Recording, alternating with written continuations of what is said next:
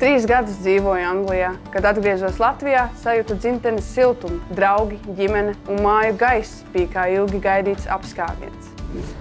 Tā sajūta izdarīja izvēli manā vietā – pieteikties Valsts aizsardzības dienestam un dot atpakaļ Latvijai to, ko tā reiz devusi man. Mūsu kopīgi ieguldījumi arī nodokļu veidā veido mūsu valsti, kurā mēs vēlamies dzīvot. Valsts aizsardzības dienests nav tikai spēks, tā ir iespēja kļūt par labāku versiju pašam sev.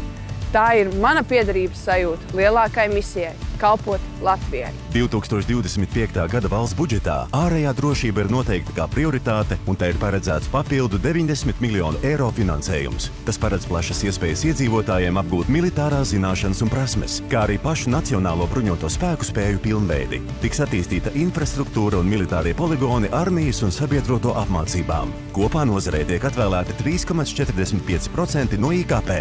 Tavi nodokļi, tava drošība.